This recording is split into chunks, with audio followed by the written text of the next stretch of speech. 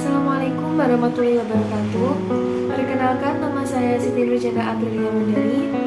Di sini saya akan merefleksikan mata pelajaran filsafat pendidikan Islam selama satu semester ini. Selama satu semester ini, yang saya dapatkan dalam mempelajari filsafat pendidikan Islam adalah saya dapat mengetahui cara mengaplikasikan ajaran agama Islam di bidang pendidikan yang sebelumnya belum saya ketahui sama sekali. Jadi, yang saya pelajari selama semester ini tentang filsafat pendidikan Islam yaitu seperti pengertian, konsep idealnya, sistem, tujuan pendidikan Islam, dan lain sebagainya. Berikut saya jelaskan mengenai pengertian filsafat pendidikan Islam. Pengertian filsafat pendidikan Islam yaitu kajian filosofis mengenai berbagai masalah pendidikan yang berlandaskan ajaran Islam. Setiap pendidikan hampir semuanya memiliki tujuan yang sama. Namun setiap konsep pendidikan yang ditawarkan tentu berbeda. Konsep ideal pendidikan Islam yang sesuai dengan konsep adalah sebagai berikut. 1. Pendidikan dalam konsepsi ajaran Islam merupakan manifestasi dari tugas kekhalifahan umat manusia di muka bumi. 2. Pendidikan Islam memahami alam dan manusia sebagai satu kesatuan di mana manusia yang diberi otoritas relatif untuk mendayagunakan alam.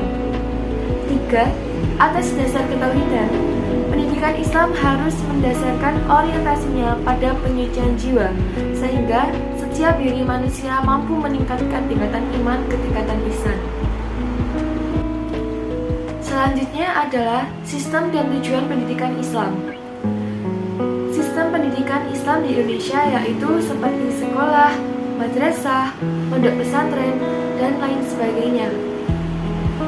Ciri sistem pendidikan Islam mengacu pada Al-Quran dan hadis. Kemudian, tujuan pendidikan Islam. Tujuan pendidikan Islam yaitu untuk meningkatkan keimanan, pemahaman, dan pengamalan kita tentang agama Islam, sehingga menjadi manusia yang beriman, bertakwa, dan berakhlak mulia dalam kehidupan bermasyarakat.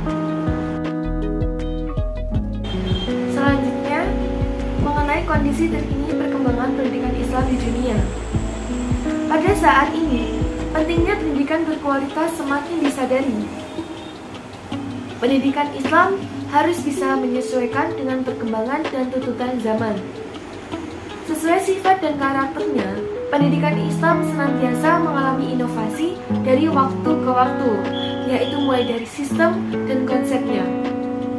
Inovasi pendidikan Islam juga terjadi hampir pada seluruh aspeknya seperti kurikulum, proses belajar mengajar, tenaga pengajar, dan lain sebagainya. Kondisi pendidikan Islam terkini menghadapi berbagai kecenderungan yang amat besar. Di era globalisasi dunia, pendidikan Islam menghadapi berbagai kecenderungan yang ditandai oleh sebagai berikut. 1. Kecenderungan integrasi ekonomi. Yang kedua, kecenderungan penggunaan teknologi tinggi. Yang ketiga, kecenderungan fragmentasi politik. Yang keempat, kecenderungan interdependensi. Yang kelima, kecenderungan munculnya penjajah baru dalam bidang kebudayaan. Dibandingkan dengan pendidikan Barat, pendidikan Islam terlihat kurang maju, yaitu dikarenakan minimnya kurikulum dan kurangnya peran dalam pengembangan pendidikan menjadikan pendidikan Islam tertinggal dibandingkan dengan pendidikan Barat yang gigih dalam menguasai ilmu pengetahuan.